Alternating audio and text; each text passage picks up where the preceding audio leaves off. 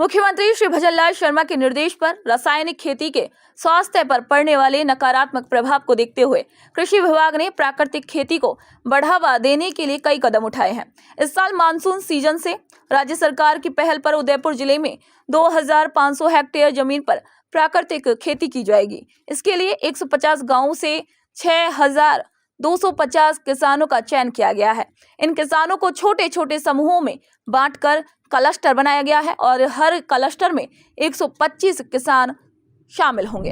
हाल ही में राष्ट्र स्तर पर एक नई पहल खेती में चालू की है, जिसे राष्ट्रीय प्राकृतिक खेती मिशन के नाम से जाना जाता है।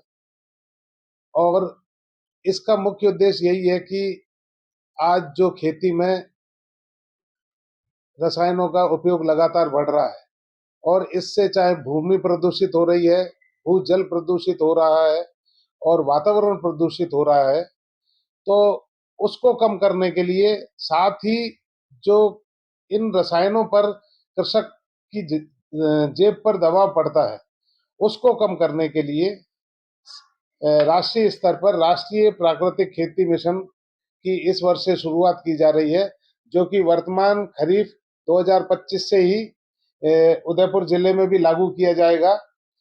राज्य स्तर पर पूरे राज्य के अंदर समस्त जिलों में करीब 1800 प्राकृतिक खेती मिशन के क्लस्टरों का चयन किया गया है।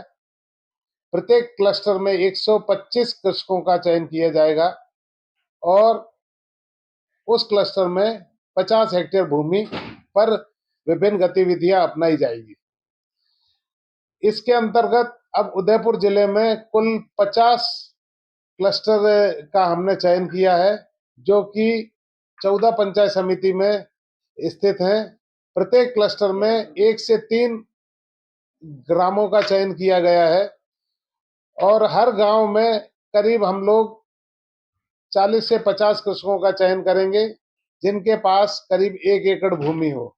और आने वाले सीजन में उन कृषकों को जितनी भी जैविक खेती की विधाएं हैं, केमिकल रहित खेती की विधाएं, उन्हें समझाया जाएगा और उन्हें बताया जाएगा कि बिना केमिकल के जैविक विधाओं से भी खेती करके अच्छा उत्पादन प्राप्त किया जा सकता है।